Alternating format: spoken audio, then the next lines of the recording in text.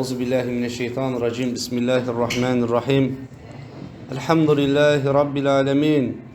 Vessalatu vesselamu ala eşrefil enbiyayı vel murselin. Ve ala alihi ve ashabihi ve barik ve sellim ecmain. Amma ba'd. Esselamu aleyküm ve rahmetullahi ve berekatuhu değerli kardeşler. Aleykümselam ve rahmetullahi ve berekatuhu. Allah subhanahu ve teala'ya sonsuz hamd senalar olsun. Bir daha bizleri öz zikri etrafında bir araya topladı. Hakikaten bu bizim için çok üstün bir vəzf ve şerefli bir nimettir. Ki Rabbimiz bunu bize niyaz ediyor.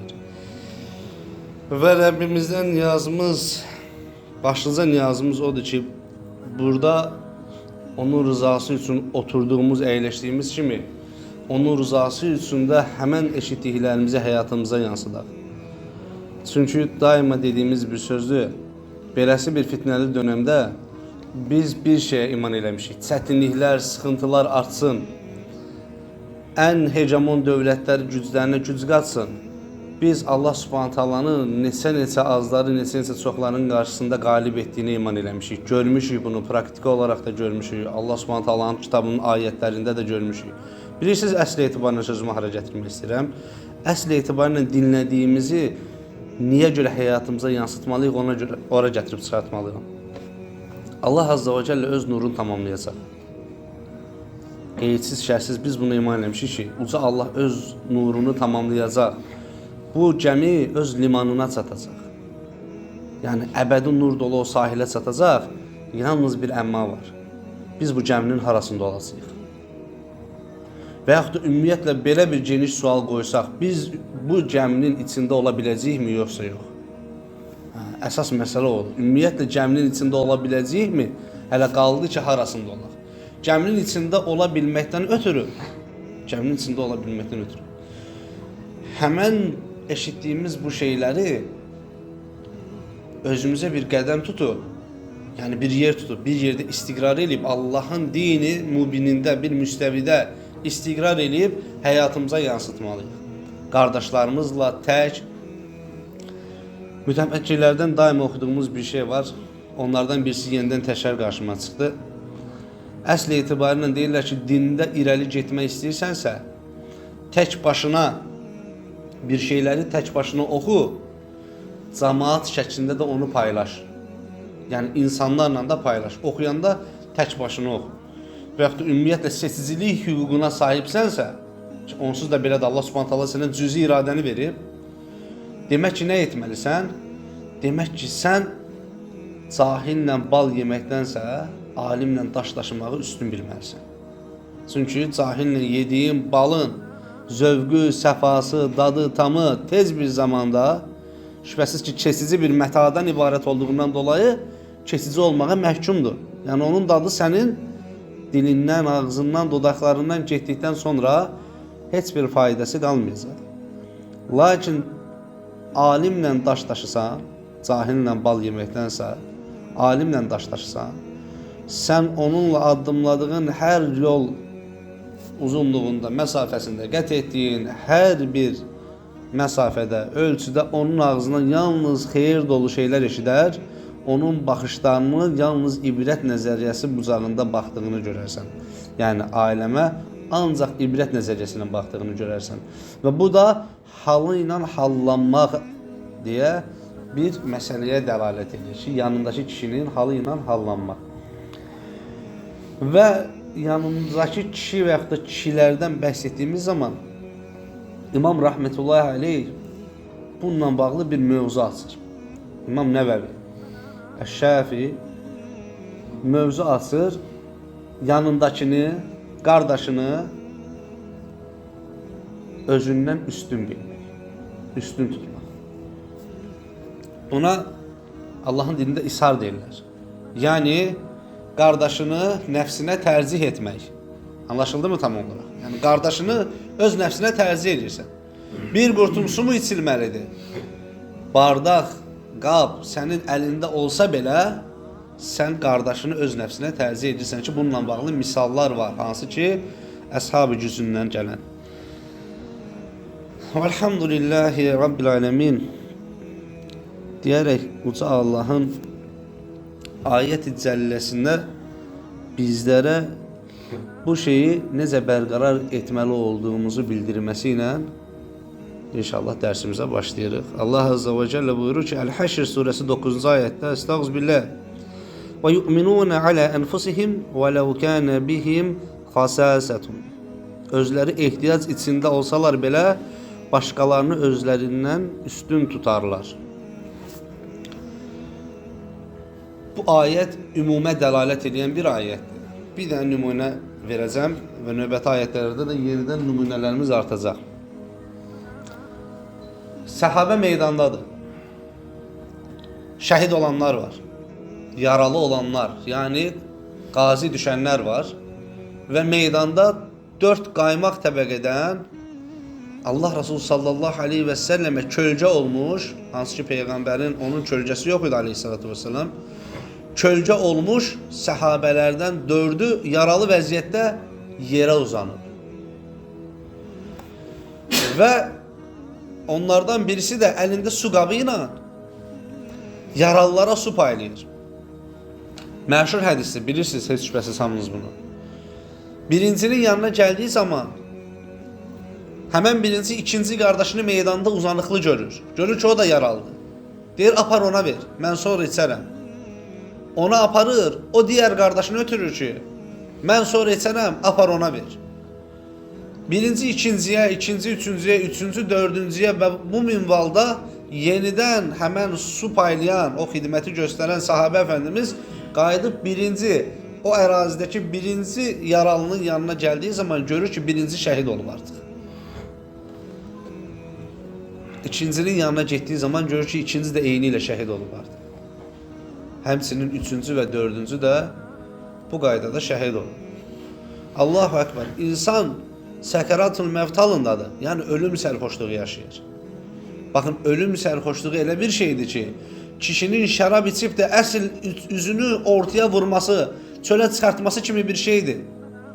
Sən insanı səcdədə görərsən, rükuda görərsən, qiyamda görərsən, ağlayan insanlardan biri olarak görərsən onu, gələrsən deyərsən Allah Resulü Aleyhisselatü Vesselam'ın o son söz olarak bize telqin ettiği var ha. Lakuni mevtekum la ilahe illallah. Ölülərinize la ilahe illallahı söylədin. Onu gələrsən deyərsən qul la ilahe illallah. Adamın dili dönmez bunu demeye. Hansı ki la ilahe illallah'tan sözü dinlə iqrar edilen bir şeydir. Bunlar əməldə əsl üzlərini göstərirdilər. Feildə göstərdilər ha. Ölüm sərxoşluğundadır. Boğaz, udlaq quruyub, özündən daha çox heç kimin ehtiyacı ola bilməz o suya. Çünki ölən insanın, Allah subhanahu ta'ala bizə xeyri, afiyet, səhət ihsan eləsin, bütün müsəlmanlara, ömrümüzə də xeyir üzərə bərəkət versin. Ölən insanın ən çox ehtiyac duyduğu şey bir qurtum sudur. Onunla belə deyir ki, apar qardaşıma ver, mən sonra içərəm. Allah Azze ve Celle buyurur ki, özləri ehtiyac içində olsalar belə, ki ehtiyacın pik nöqtəsidir o. Başqalarını özlərindən üstün tutarlar.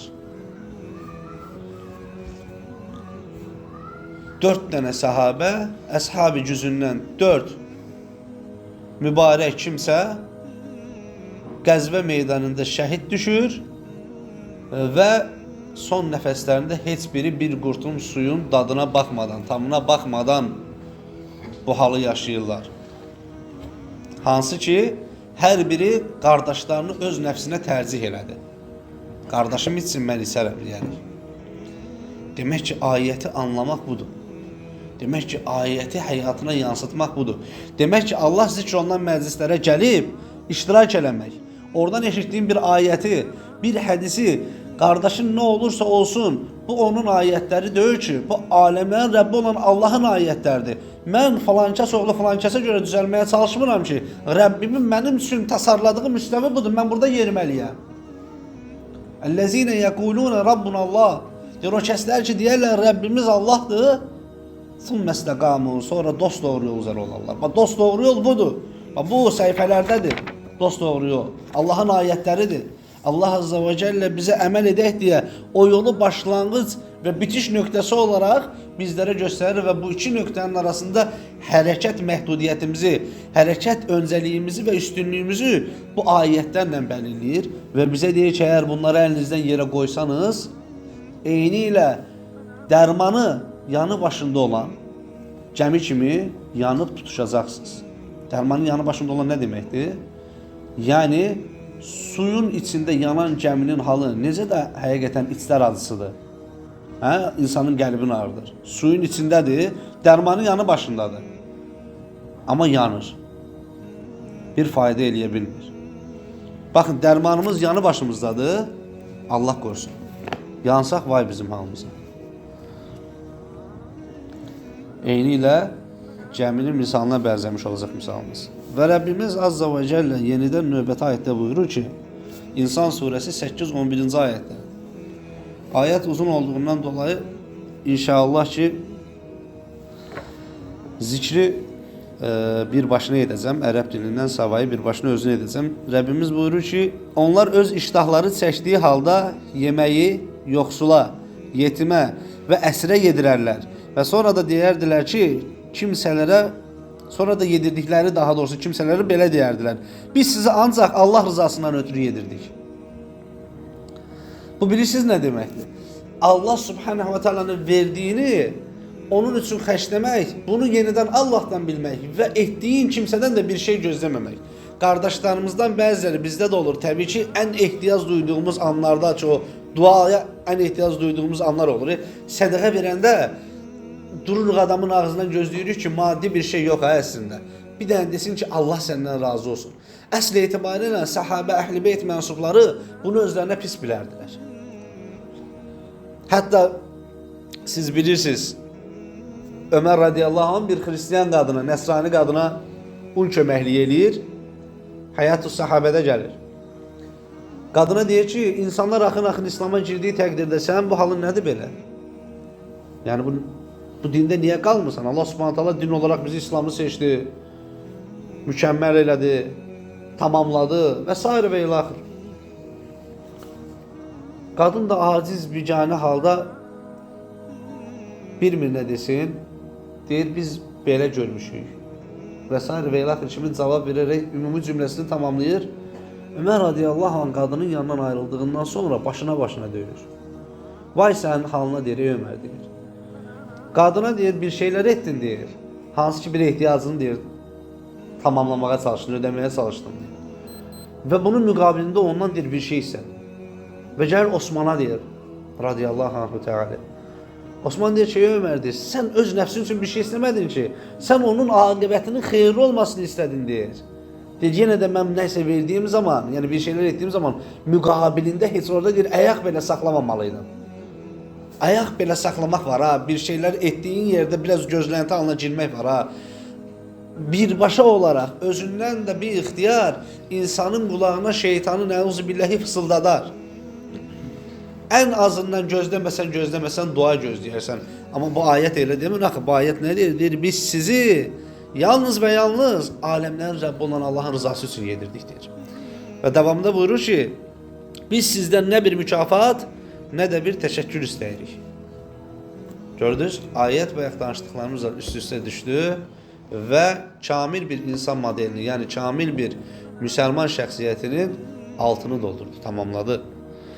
Və buyurur ki, yəni Rəbbimiz Azza və Cəllə həmin ayətin davamında həqiqətən biz Rəbbimizdən çox sərt, çətin gündən, üzlərin dəhşətdən eybəcər kökə düşəcəyi, çöhrələrin tutulub qaralacağı qiyamət günündən dolayı qorxuruq. Allah da onları o günün şərrindən qoruyacaq, onlara gözəllik və sevinç bəxş edəcəkdir.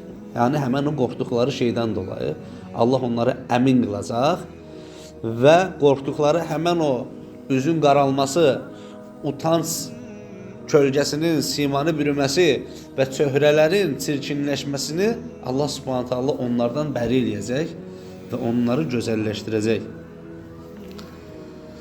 Demək ki, bir şeylər etdiyimiz zaman məsələni hara bağlamalıyıq? Peyğəmbərlərin aleyhimussalam bağladığı yerə. İbrahimdən, İsmaildən, İdrisdən, İshakdan və s. və ilaxır gələn qövlər, gələn peyğəmbərlərin insanlar onlara biz sizin üçün nə edə bilərik dedikləri zaman verdikləri tək bir cavab var. Bizim əcrimiz yalnız aləmlərin Rəbbi olan Allahın qatındadır.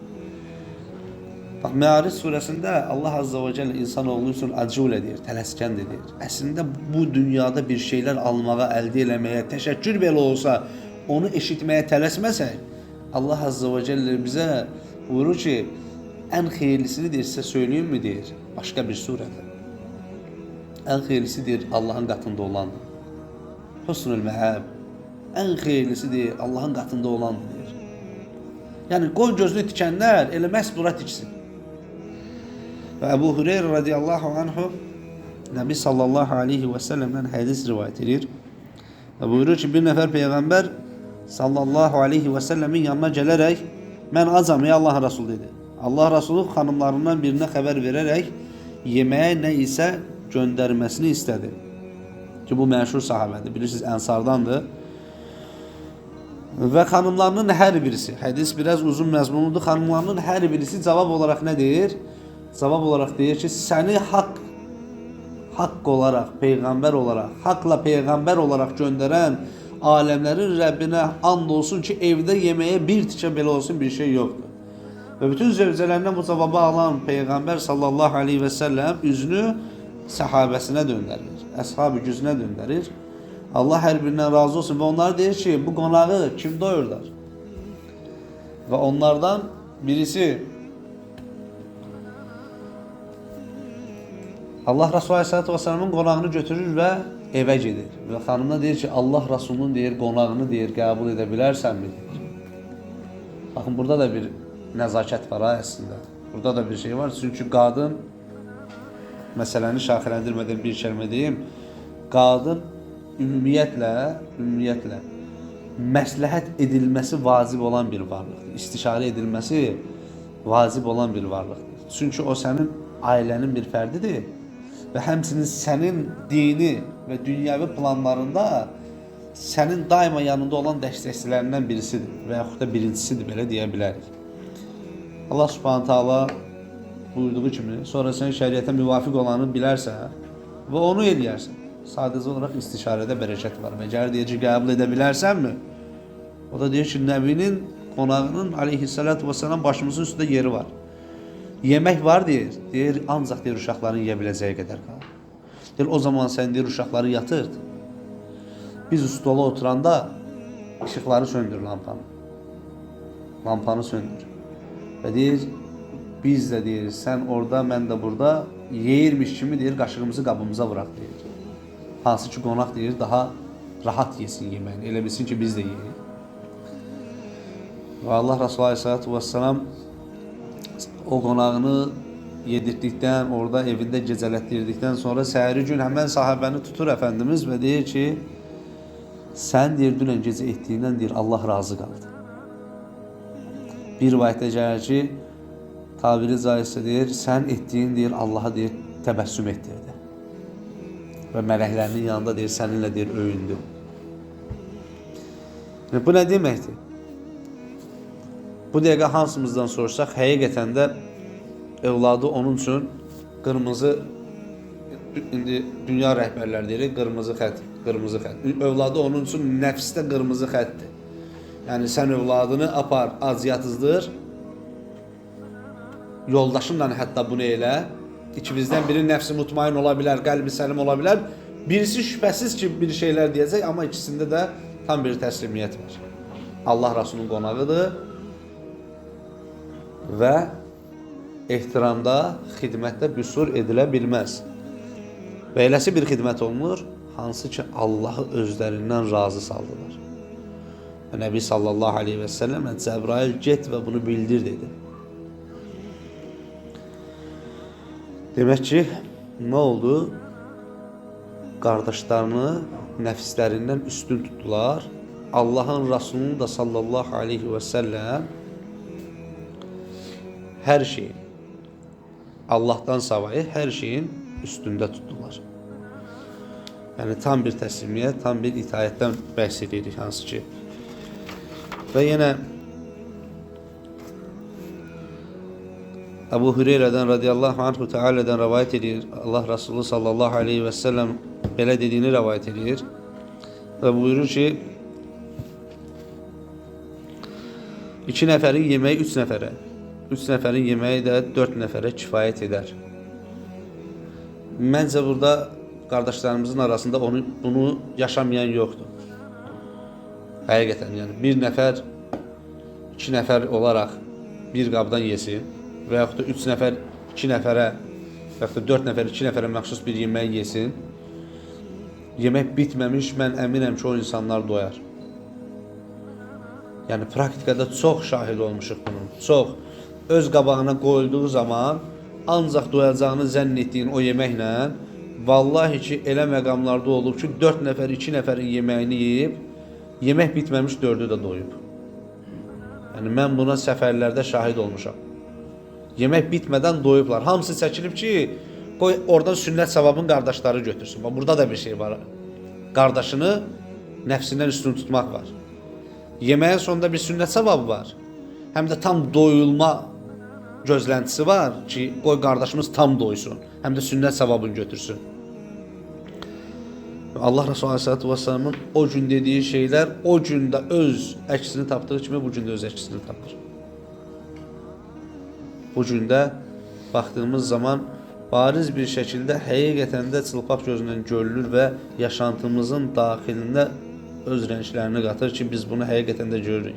Və Əbu Said Əl-Xudridən radiyallahu anhdan yenə Allah Resulü sallallahu aleyhi və səlləmin bir hədisi rivayət olunur və Nəbinin belə dediyini, Nəbi ilə daha doğrusu bu şeyi yaşadığını, bu əhvalatı yaşadığını zikr edir. Deyir ki, Allahın Resulü ilə sallallahu aleyhi və səlləmdən səfərdəydik.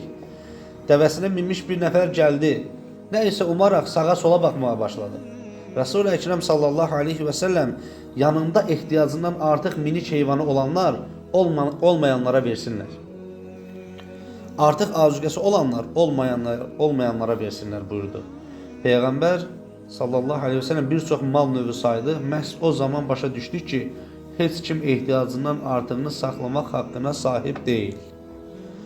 Demək ki, birisi gəldi, tam belə deyək də bir miskin halda sağa sola baxır.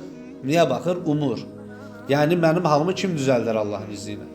Mənə belimə bağlaya biləcəyim bir xəncəri, mini edə biləcəyim bir atı, dəvəni və yaxud da uzun qulağı və azuqə edə biləcəyim buğdanı, arpanı, xurmanı, çörəyi kim verə bilər, heybə edə bilər deyə baxır.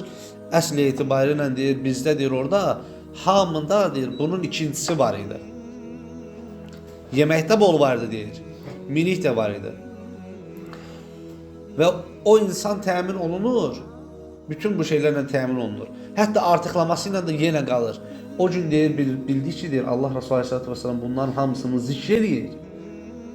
Və bizə bunu anlatmaya çalışır ki, heç kim özünə lazım olandan artığını saxlamaq haqqına, hüququna sahib deyil.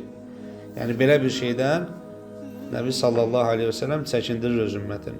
Sahil bin Sa'd radiyallahu anhdan da belə rəvayət olunur. Bir qadın toxuduğu parçanı, yəni arxalığı gətirib Rasulullah sallallahu aleyhi və səlləmə verdi. Biz bilirik ki, Peyğəmbər sallallahu aleyhi və səlləm də daxil olmaqla digər bu sahabələr ümumiyyətlə Siyar-i Nəbidə var, Hayat-ı Sahabədə var, Yusuf Əl-Qantəhləvinin kitabında digər sahabələrin hamısı bir və yaxud da maksimum 2, yəni ən üst səviyyədə 2 dənə nəyləri olur, cələbiyələri olur, 2 dənə libasları olur ki, heç şübhəsiz onlardan ikisi də və yaxud da ən azı biri yamaqlı olur. İkisi və yaxud da ən azı biri yamaqlı olur. Xanımlardan birisi, sahabə qadınlardan birisi Allah Resulü Aleyhisselatü Vesselam'ın libasının həqiqətən də içlər acısı olduğunu görür və onun arxalığı ehtiyacı olduğunu görür.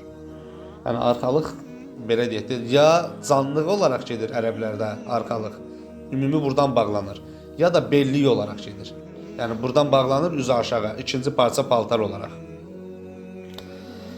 Bunu sənin üçün öz əllərimlə toxudum, deyir Rasulullah sallallahu aleyhi və səlləmə həmən qadın. Belə bir parçaya ehtiyacı olan Peyğəmbər sallallahu aleyhi və səlləm onu qəbul etdi. İzar, həmən şey izar edilir. Beldən aşağı geyilən paltar. burada qeyd olunur. Paltar kimi geyinib yanımıza gəldi. Bunu görən bir nəfər Həzrəti Peyğəmbərə sallallahu aleyhi ve sellemə necə də gözəldir. Bunu ver mən geyinim dedi. Resul-i Əkrəm də yaxşı dedi. Biraz orada oturandan sonra evinə getdi və parçanı qatlayıb həmin adama gətirdi. Əshab-ı kiram həmin sahabəyə heç yaxşı iş görmədi. Ey falan kəs. Peyğəmbər sallallahu aleyhi ve sellemin ona ehtiyacı vardı. Ona görə geyinmişdi. Özün də bilirsən ki, Peyğəmbərdən kim nə istəsə onu verir. Buna baxmayaraq yenə də ondan istədin dedilər. O da bu cavabı verdi. Həmən o kimsə, istəyən kimsə. Vallahi mən onu geyinmək üçün yox, özümə kəfən etmək üçün istədim. Hədisin ravisi Səhil bin Sad dediyinə görə həmən o izarda o istəyən kimsənin elə sonunda kəfəni də oldu.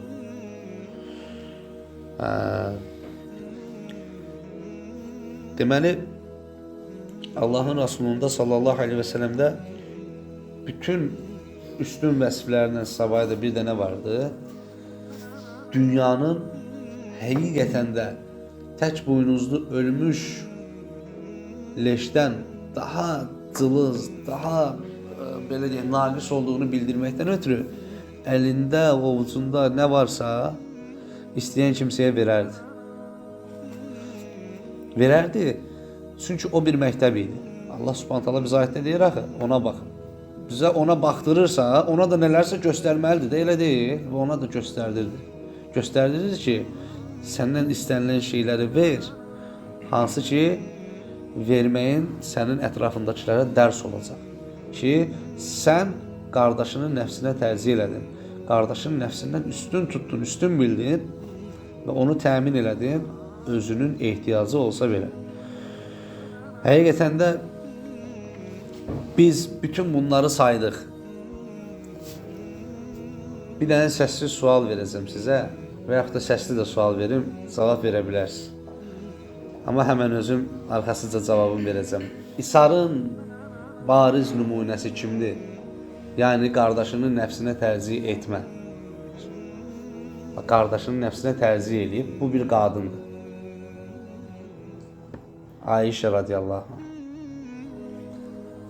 Ömər radiyallahu anh öldüyü zaman, şəhid olduğu zaman daha doğrusu, oğlu Abdullah ibn Ömərə göndərir ki, get denən ki, möminlərin anasına. Möminlərin əmri yox ha. Denən Ömər deyir ki, mən dostlarımın yanında dəfn olunmaq istəyirəm. Hansı ki, bilirəm ki, o da oranı özü üçün saxlayıb. Biri atasıydı, biri də zövcü idi, elə deyil. Orada dəfn olunmaq istəyirdi. Hansı ki, bu onun üçün dünyalıq adına ən üstün nemətlərdən birisi idi. Ayşə radiyallahu anh. Və Abdullah ibn Ömər gəlir, atasının sözlərini çatdırır möminlərin anasına və möminlərin anası Ayşə deyir ki, mən Ömərə haqqımı halal edirəm. Yəni, icazə verdim Ömərə. Bu isharın ən bariz nümunəsidir şəriətdə. Çünki nə bir qurtum su, nə bilim bir parça çörək və yaxud da səhradan keçmə zamanı altına veriləcək dəvə bunlarla qiyas edilə bilməz. Bir yanda Sıddiqdir, bir yanda Muhammedül Əmin, onların da arasında sən. Ayşə anamız Öməri nəfsinə tərcih elədi. Və bu gün özü Baqi qəbirstanlığında yatır. Ömər isə Nəbi sallallahu aleyhi ve sellem və digər dostu Əbu Bəkir Sıddiqla bərabərdir. Allah azze ve celle bizləri onların qoruyucusu eləsin. Allah azze ve celle burada onlardan zikr etdiyimiz kimi orada onlarla söhbət etməyi bizlərə nəsib eləsin. Və bizə başda danışan olaraq mənə, sonra dinləyən olaraq qardaşlarım, sizlərə Rəbbimiz bu zikirləri, bu dərsləri faydalı eləsin. Cənnətimizə vəsilə eləsin, günahlarımızdan arınmaq üçün bir səbəb etsin. Və axiri və dəvanə inəlhamdülillahi rabbil aləmin.